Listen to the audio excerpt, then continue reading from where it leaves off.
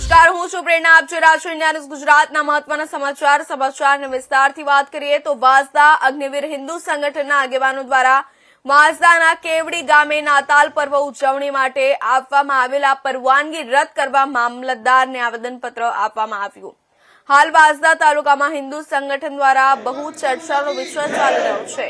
વાંસદા તાલુકામાં આદિવાસીઓને ખ્રિસ્તી ધર્મ અપનાવવાનું ષડયંત્ર ચાલુ રહ્યું હોવાનું ચર્ચામાં બની રહ્યું છે.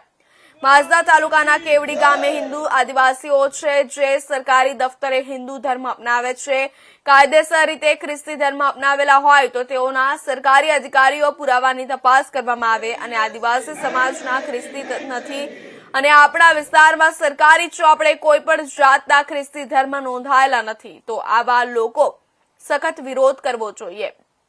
એ બાબતે વાંસદાના હિન્દુ સંગઠન દ્વારા આવેદનપત્ર પ્રાંત અધિકારી વાંસદા અને સંબંધિત વિભાગોને આપવામાં આવી. વાંસદાના કેવડી ગામે તારીખ 25 ડિસેમ્બર 2025ના રોજ નાતાલ ઉજવણીની પરવાનગી આપી હતી. અહીંના આદિવાસી સમાજ ના હોય અને આવા ઈસમો દ્વારા ધર્મ પરિવર્તન અને વટાણા પ્રવૃત્તિ કરી રહ્યા હોય જેનો અમારા આદિવાસી સમાજનો સખત વિરોધ છે. જેથી અધિકારીઓ દ્વારા આવેલા નાતાલની પરવાનગી રદ કરી અનિશ્ચિત બનાવ ન બને તે બાબતે આવેદનપત્ર આપવામાં આવ્યું હતું. હાલ જો પરવાનગી રદ કરવામાં ન આવે તો વાંસદા હિન્દુ સંગઠન દ્વારા અને બિરસા સેનાની કાયદેસરના પગલાં ભરવામાં આવશે અને વહીવટીતંત્ર દ્વારા ન અટકાવવામાં આવે તો બિરસા સેના ભગવાન દેવ બિરસા મુંડાનું ઉલ્લંઘન કરવામાં આવ્યું હોવાથી જવાબદારી વહીવટીતંત્રની રહેશે તે બાબતે આવેદનપત્ર આપવામાં આવ્યું હતું. જો અધિકારીઓ દ્વારા નાતાલ પર્વની ઉજવણીની પરવાનગી રદ ન કરવામાં આવે તો ભૂખ હડતાલ અને અનશનની હિન્દુ સંગઠનની તૈયારી કરશે.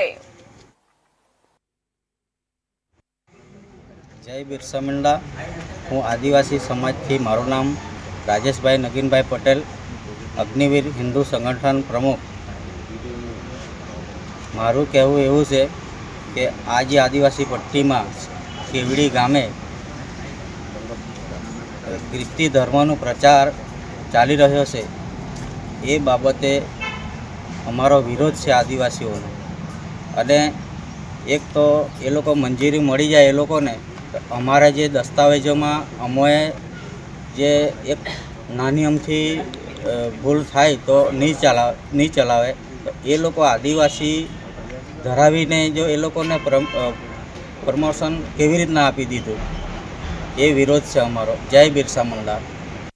આજે અમે કેવડી ગામથી આગળ પણ અમે 1-2 વખત આવેદનપત્ર આપ્યું છે કે અમારું ગામ, અમારો વિસ્તાર આદિવાસી સમાજ હોય તો આ ખ્રિસ્તી સમુદાય દ્વારા અમારા આદિવાસી સંસ્કૃતિના જે પણ અમે દેવી પૂજક છીએ, પ્રકૃતિ પૂજક છે એ વસ્તુ અને જે દેવી દેવતા છે એને નષ્ટ કરવા માંગે છે, જે પણ અમે અમારી સંસ્કૃતિ છે એમને એ લોકો નષ્ટ કરવા માંગે છે તો અમે આ બાબતે સખત વિરોધ કરે છે. આખું આદિવાસી સમાજ, અમારું ગામ આખું વિરોધ કરે છે અને આવેદનપત્ર આપવા છતાંય એમને જે પરમિશન મળી છે નાતાલની ઉજવવા માટે તો આપ સાહેબને, સરકાર સાહેબને મારે એ જ નમ્ર વિનંતી કે ગામમાં અમારું વાતાવરણ ડહોળાય નહીં, શાંતિ જળવાઈ રહે એ જ અમારો મુખ્ય ઉદ્દેશ છે. અમારી આદિવાસી સંસ્કૃતિ બચી રહે એ જ અમારી ઉદ્દેશ છે.